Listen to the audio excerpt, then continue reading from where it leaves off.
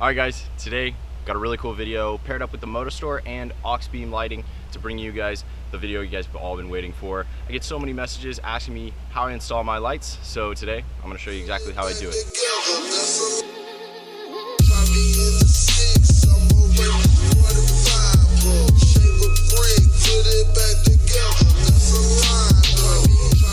To make this video possible, paired up with the Motostore and aux beam lighting. They actually sent me a free pair of lights to give away to one lucky viewer. So be sure to stay tuned at the end of the video for more details on how we're going to give that away. For the rest of you guys, we actually have a discount code running through aux beam. So head on to their website, links in the description, pick up one of their lights. I've used them on all my bikes, highly recommend it. But anyways, like I said, we're gonna show you how to install these bad boys. So let's get into it. Okay, so this is gonna be everything that you're gonna need to install the lights. First up is gonna be obviously the lights themselves. These guys as well. Take a closer look at these. These guys picked them up from Home Depot. They're just a 1/4" L bracket, or sorry, a 4" L bracket. This is what we're actually gonna use to mount the lights. And then the other thing we're gonna need is a Tusk lighting kit. So specifically out of this Tusk lighting kit, what we're going to be focusing on today is going to be the switch and the wiring harness. So these are going to be our two essential ones that we're going to need for the lights today. Everything else can be used at a later date. Okay, so first up what we're going to do is going to trim these guys up. So this is one of the L brackets. What I'm going to do is I'm just going to cut it just a little bit above that mark right there. Shoot, I'll hit it with a Sharpie real quick. I was just going to eyeball it, but you know, this might work even better here. Pretty shitty mark, but yeah, you get the idea.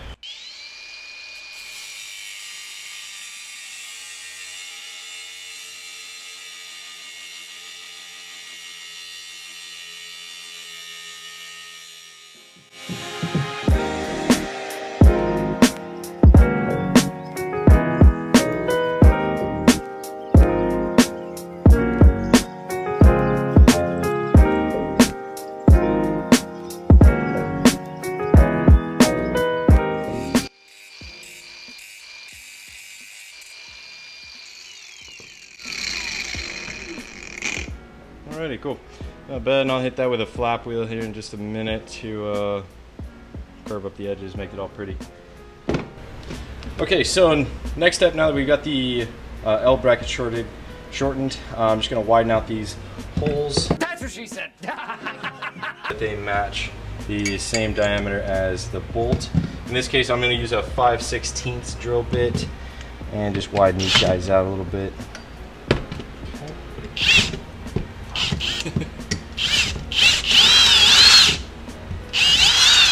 There we go, that worked.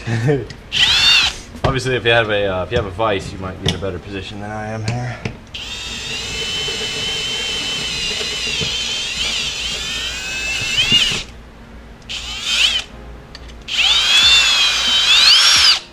There we go.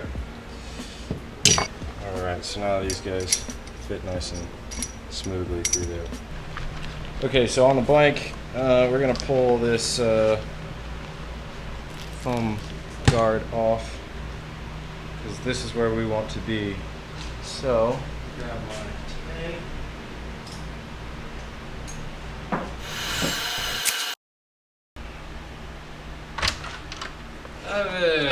Hey, what's up, man? All right, day 2, we're back. Camera died yesterday, so we're gonna jump right back into it. Let's do a quick recap of what we've done so far. So we've got our 2 L brackets that have been trimmed to size and properly drilled through. We've got our light set up, so now we're going to start actually assembling the whole piece. So included with the aux beam, like I said, hardware in the box, you'll get these couple of parts here. So first up, you want to put the bolt in the little tray here for it, and then that's just gonna set just like that. And then you take the little mini one and throw a lock washer on it, twist it into place, and it's got an included Allen key you can just torque that down with. So once we've got that far, now it's time to actually install these bad boys. So on the handlebar mounts, this is how we're actually going to attach the lights. So we're just going to zip these guys off real quick, thread them back on, just like so.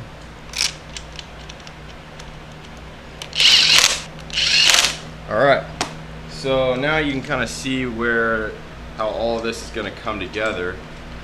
So we're just going to be able to slide these guys right on like that and torque them down. So you can kind of get the idea there. Now the ones with these specific lights, I'm going to link them in the description. These guys actually have a periscope, like 180-degree field of view on these guys. So just make sure that they're aligned properly with, you don't want the outside to aim at each other, I guess. All right, first thing we do is going to install the actual switch. So what we got to do is obviously rearrange some things around a little bit. All right, so we don't need that for now. This guy.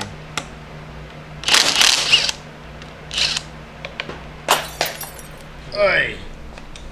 Good crack. Say. OtterBox, I'm telling you. I'm gonna pull these little rubber pieces out. These are what's actually gonna stick it to the handlebar. Don't forget these. Okay, cool. So now that the switch is all installed, I've got a diagram that I pulled from a Rocky Mountain video. I'll throw it up on the screen right now. I'll also leave a link to that video in the description. That way you can watch the full video if you need to. But I'll just show you the important parts. Essentially, it's going to be it's a really crude wiring diagram. But it's essentially what we're going to use for the basis of our little modified harness that we're going to do. So what we're going to need is, this is some lamp cord. Pick it up from Home Depot. It's like, 10 cents a foot or something like that. So use that, and then I'm also going to use these little ring mounts is what's going to actually allow us to get to the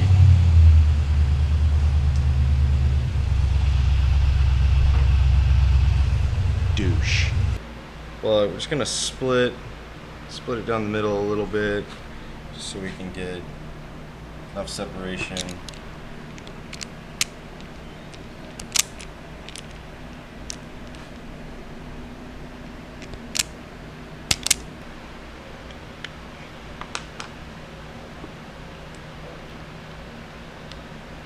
Which one do we need here? Let's do this.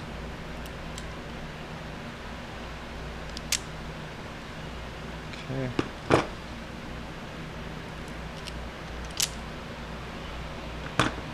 All right. I'm actually going to hammer those down real quick. Okay, so like I said, hammer those down a little bit so that way those aren't going anywhere. So we're going to unscrew these terminals on the battery.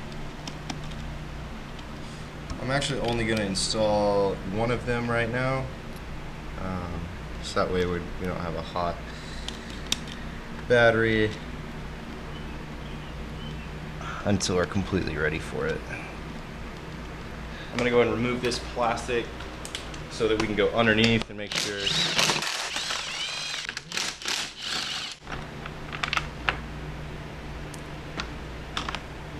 Really, this is just, making it look pretty, keeping this nice and secure out of the way.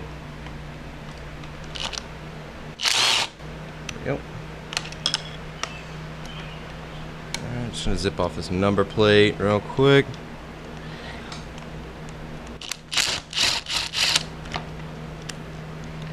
That way we can get a little bit better access. Okay, so I'm just going to trim these guys up. Now that we got all the wires in place and everything, let's give ourselves a little bit of slack.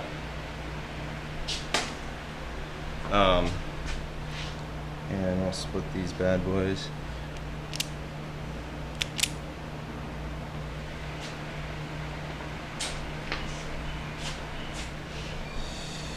Okay, so now that we have like a positive and negative battery lead up here at the front of the bike, these are the two wires coming off of the headlights that have just been ran together. You know, negatives to negative, positive, positive, just twisted those guys up. So if we touch these guys together like that, then these would be on all the time. So essentially what we're going to do is going to take our black and blue wires from the switch, from the Tusk kit, and we're just going to interrupt that flow of electricity on the red, the positive side. So essentially having these guys here and this here, and then the black negative can just be stuck together, and then like I said, we're just going to interrupt that flow of electricity with this switch so that way we can control it. Okay, so a quick tip on the lamp cord. So since I don't have a multimeter, just a quick way to figure out what the positive and negative is, since I didn't keep track of it. So if we follow the negative here, it's going to actually be this top one. And you see the top one has some little tiny white lettering on it. So if we follow that over here to the front of the bike, on the front of the bike, this top cord here has some little white lettering on it. It's probably really tough for the camera to see it, but that way we know that that top one is going to be the negative terminals of the battery. So I'm just going to go ahead and mark that by a little bend. I think the best way to do it is just going to be to solder them together. If you don't have a soldering iron, or if you're not comfortable in your soldering abilities, then you can just run down to Home Depot and grab some connectors like these. These guys, you know, blue goes into red, and then that way you can even take it apart if you wanted to do that. But for what we're going to do, I think it's a little bit more secure to actually solder them together. That way it's a permanent connection. So that's what we're going to jump into right now. The soldering iron is heating up. I got some heat shrink tubing. This is going to be the first step. Always make sure you put your heat shrink on before you solder. It's a lot easier that way. So I'm just going to slide these guys on here. I know where all of the wires are going now, so I can actually go ahead and start to kind of splice them together a little bit. So these are going to be, just to kind of recap everything, this is going to be our negative battery terminal going to our negative or black wires for our headlights. Then for the positive battery terminal, we're going into the black wire of the switch, and then coming out of the switch is the blue high beam, the dark blue high beam, and that's going to go into our red or positive leads to our lights. I'm just going to add some heat shrink tubing to these guys so that way they don't short out on anything, and then we'll hit them with some electrical tape as well. So on these bullet connectors, since I'm soldering them together, I'm just going to do a quick little easy splice where I'm just going to pop it through the middle, and once it comes out a little bit towards the end, I'm just going to fold the end down, and then I'll fill the whole thing in with some solder, and like I said, heat shrink over the top of it, and then electrical tape over that.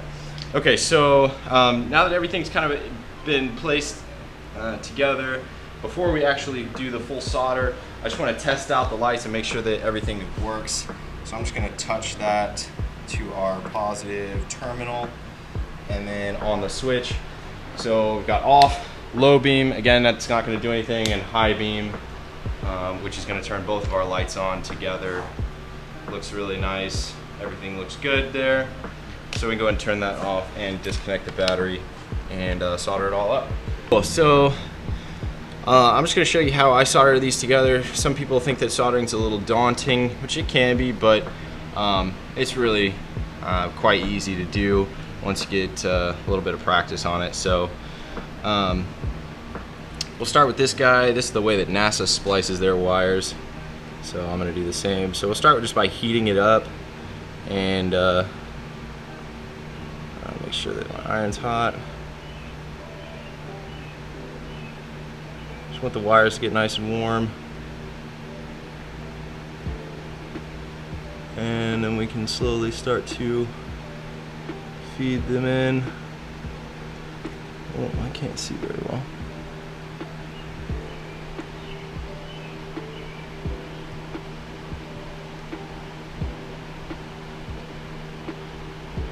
Okay, let's get in there.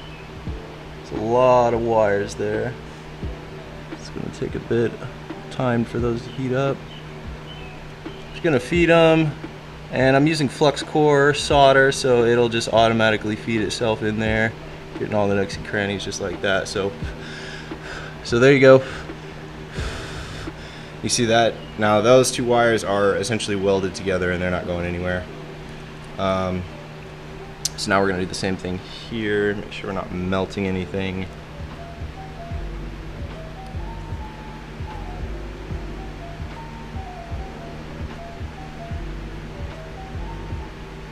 Okay. There we go. So you can see now the solder's wetting that little connector. It's exactly what we want. Just gonna keep feeding it in there so that way we get a nice strong joint. Okay. For the last guy here, just gonna do the same thing again. Get it nice and warm. Oh yeah, that was nice.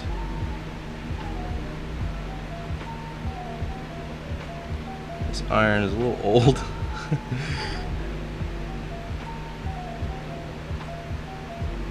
So it doesn't heat up as well as it used to back in the day. There we go. Just make sure it's going down in there. So I'm gonna do one more pass on these bullet connectors. That way I know that they're definitely solid, connected. Just gonna go through the top of them, down the side a little bit as well.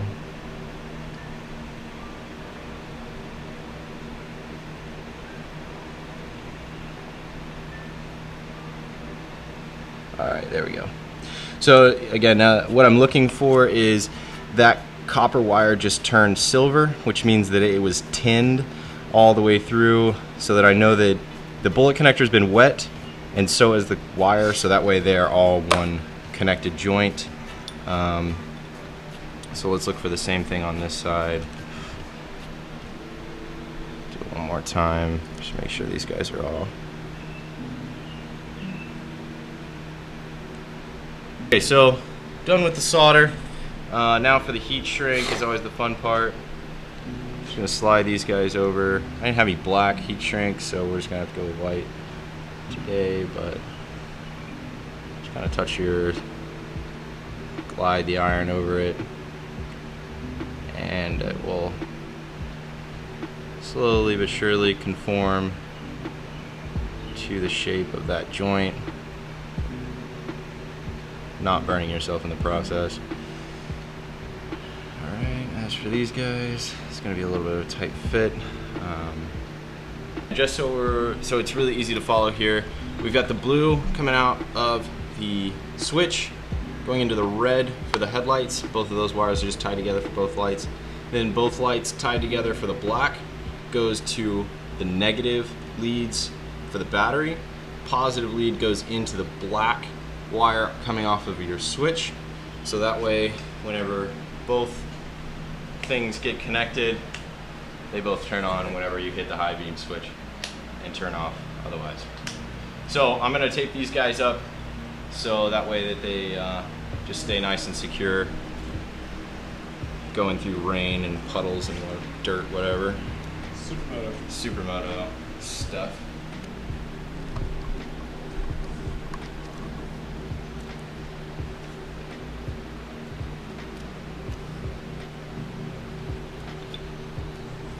Alrighty. Cool. So that is the wiring all complete, and so now we're left over with the white wire, which can just dangle. That's going to be for the low beam on the switch, and then the regular switch harness plug in for the rest of the harness there. So these guys I'm just going to trim off because we don't need them. And cool, so now we're going to go ahead and put the number plate back on and kind of zip tie everything up together, adjust the headlights, and put everything back together. So now that we've got the number plate back on, something that I've always done on my bikes and something we're gonna have to do again on this one is this little, you know, whatever that thing is, it's gotta go. It's in the way of our hand guards and our headlights. So again, using our Wise Whisk scissors, these things are amazing. Also available at Home Depot, not sponsored, but definitely should be. Just trim right through that. I like it to blood it. Just follow that line. Okay, there we go. I'll hit that with some sandpaper. Try and clean that line up a little bit.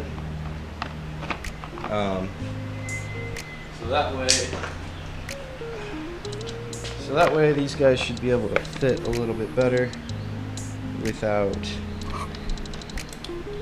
interruption. Okay, so next up, these things have been have stayed loose on purpose, just so that we can make sure that there's no slack or anything, that the handlebars have full articulation there. So now we're going to go ahead and tighten these down and angle them downwards so that they actually aim at the road and not directly at the sky. So now we've got everything all buttoned together, plastic seat back on. Now we're going to actually adjust the lights, because as they sit, they kind of point way up towards the ceiling. So essentially what we're going to do is just do a little bit of adjusting, and we're going to push these down and actually bend the brackets down so that they aim towards the street whenever we'd be riding. So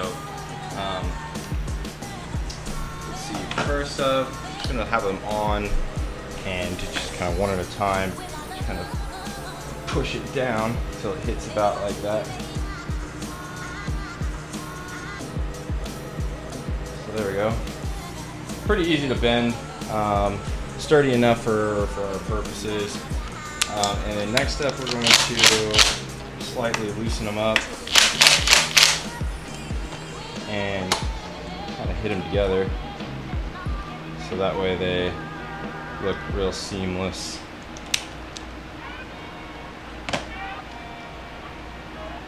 Kind of just adjust it a little bit wherever you think works. That looks pretty good to me.